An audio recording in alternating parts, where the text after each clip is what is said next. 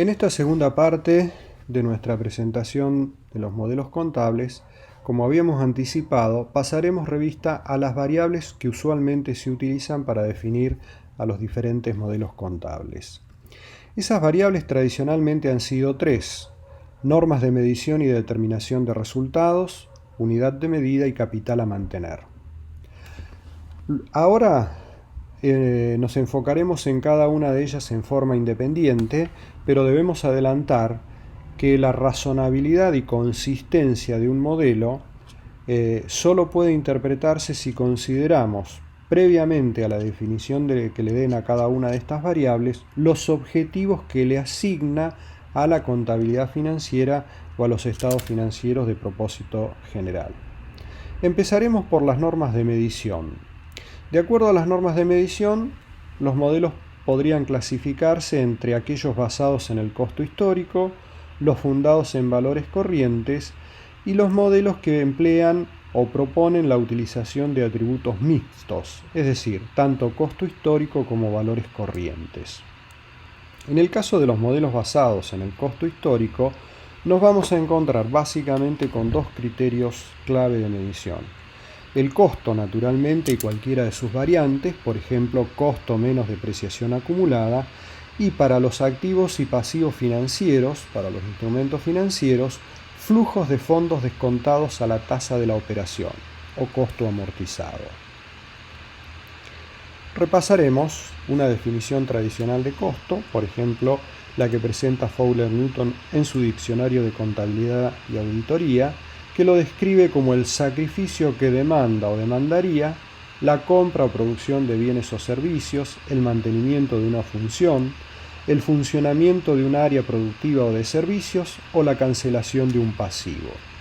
Ese mismo costo que debe ser medido, según el glosario de las normas internacionales de información financiera, mediante la suma del efectivo y los equivalentes de efectivo pagados, más el valor razonable de la contraprestación entregada.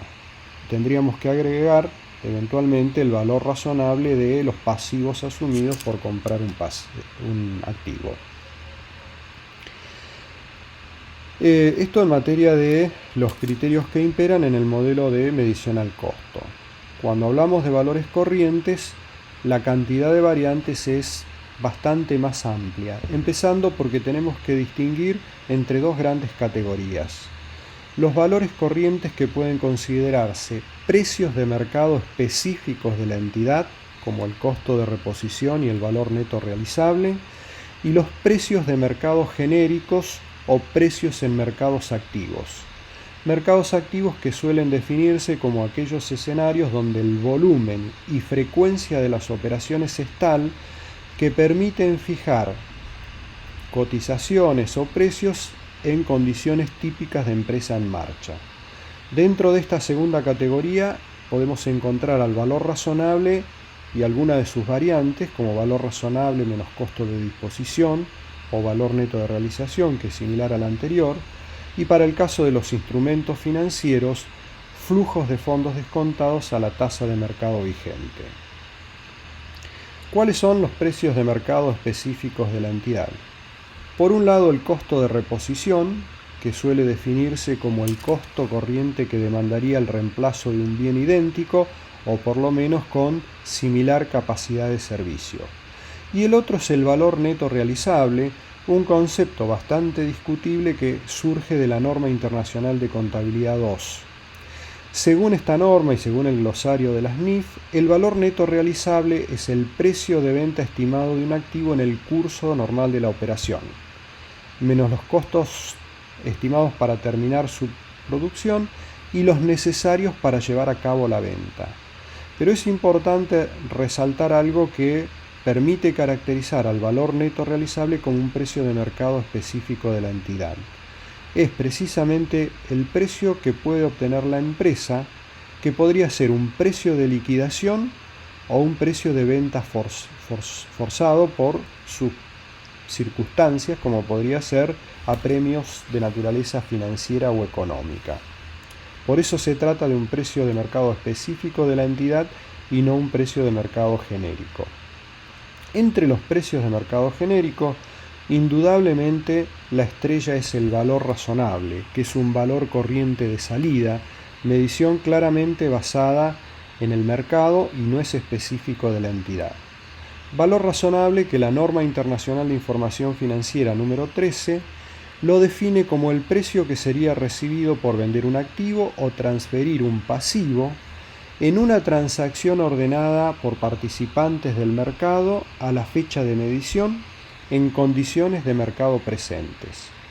Cuando se habla de vender un activo o transferir un pasivo, estamos hablando de activos y pasivos específicos, considerando, por ejemplo, en el caso del activo su localización o estado de conservación y en el caso del pasivo los riesgos inherentes al mismo.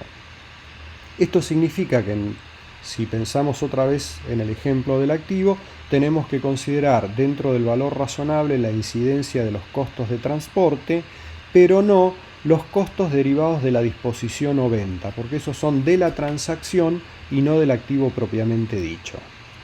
Los participantes del mercado que ordenan la transacción son oferentes y demandantes que actúan en condiciones de independencia e interés propio y que tienen cabal conocimiento de las reglas de juego y disponen de toda la información necesaria, casi en una situación de competencia perfecta, podríamos decir.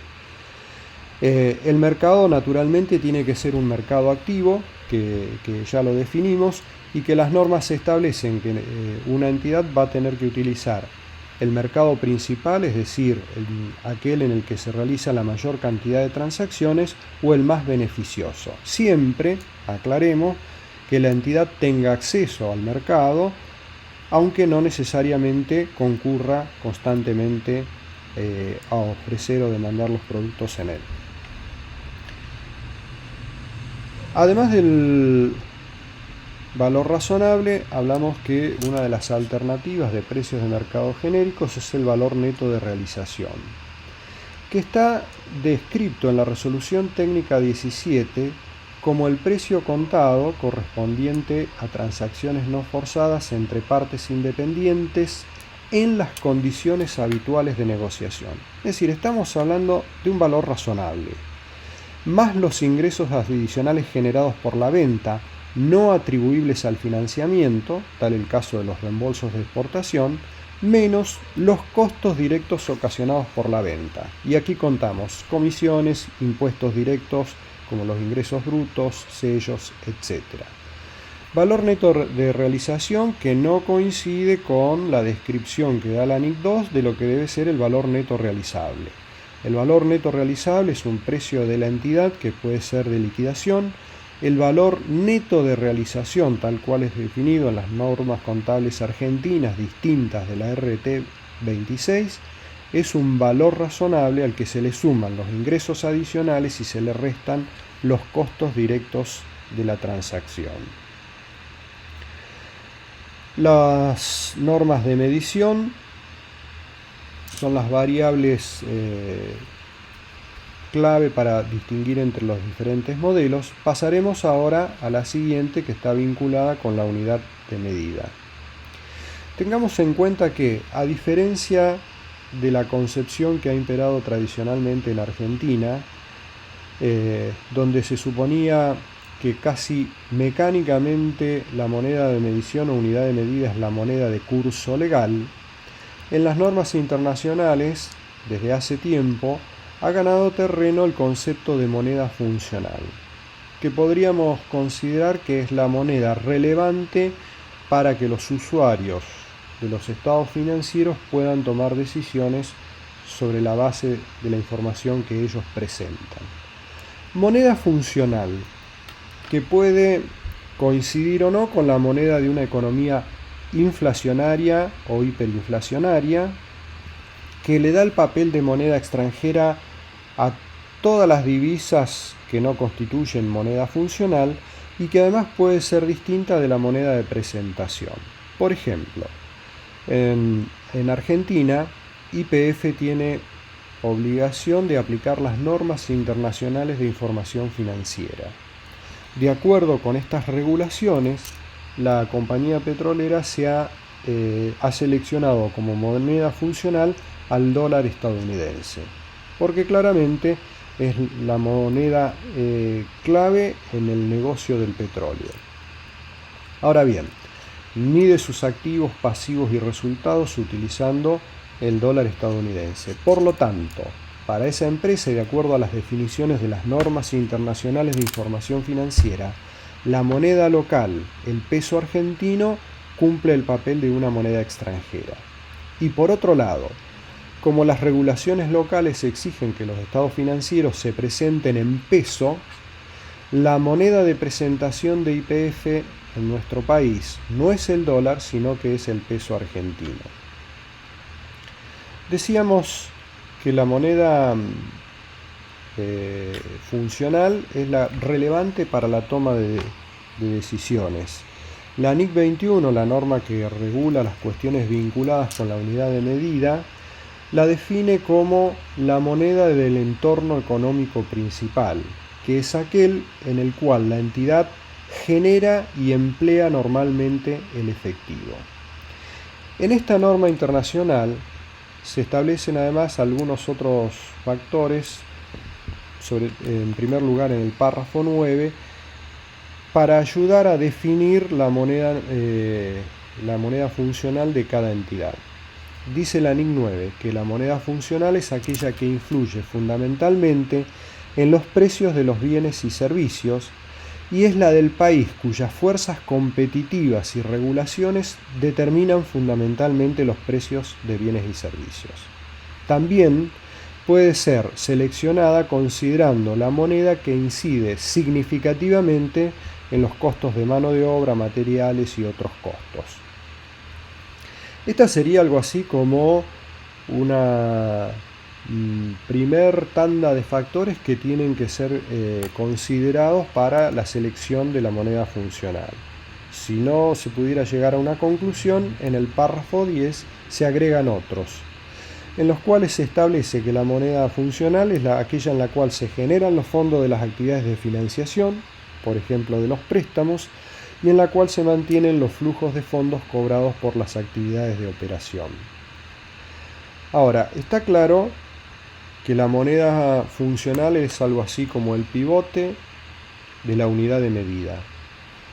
Definida la moneda funcional, tendríamos que entrar a discutir si la que se utiliza tiene que ser una moneda funcional homogénea o moneda nominal. Claramente en escenarios caracterizados por inflación o deflación significativas, la moneda tiene que ser homogénea, los estados contables se tienen que presentar en términos reales, en términos constantes. Por lo tanto, esta distinción entre modelos que consideran que la moneda es homogénea o nominal no nos parece relevante. A partir de aquí, no haremos distinción entre modelos según que utilicen moneda homogénea o moneda nominal. Supondremos que los modelos bien definidos se basan en la primera. Por supuesto, e insistimos con esto, luego de definir la moneda funcional. La última de las variables tiene que ver con el capital a mantener, que puede ser financiero o económico. Sabemos que el capital financiero son los pesos invertidos por los socios, esto es, incluye no solo el capital originalmente aportado o los aumentos de capital, sino también las utilidades reinvertidas por los accionistas, socios, propietarios, etc. Acá en pantalla ustedes pueden ver una definición de mantenimiento del capital financiero que surge del marco conceptual de las normas internacionales de información financiera. Toda variación patrimonial no proveniente de transacciones con los propietarios en su condición de tales será considerada ganancia o pérdida en la medida en que constituya una variación respecto de los pesos del capital invertido por los socios. Mientras que el capital físico o económico está vinculado, como sabemos, con la capacidad productiva y se reconocerá una ganancia en la medida que la capacidad productiva al cierre del periodo sea superior a la capacidad productiva al inicio del mismo ejercicio. En materia de normas contables, las NIF no se juegan, podríamos decirlo, por ninguna noción de capital a mantener. Y dicen que la selección de un concepto apropiado depende de las necesidades de los usuarios de los estados financieros. Definición que está en línea, podríamos decir, con el paradigma de la utilidad. Lo que es relevante para la toma de decisiones, por lo tanto para la percepción de los usuarios, es lo que deben predominar en los estados contables de propósito general. Esta definición o falta de definición de las NIF contrasta con lo que surge de las normas contables argentinas distintas de la RT26. El marco conceptual de nuestras normas, la RT16, adopta el criterio financiero de capital a mantener. Como en el caso de la moneda funcional, nosotros consideramos que el concepto de capital a mantener que tiene relevancia es el financiero. En consecuencia, tampoco distinguiremos modelos según que propugnen el capital financiero como noción predominante o se inclinen por el económico o físico. Hemos pasado así a revista a las variables que generalmente se utilizan para la definición de los modelos y según cómo se combinen estas variables podremos tener una descripción, una construcción de los diferentes modelos contables. Cuestión que abordaremos en la última etapa de esta presentación.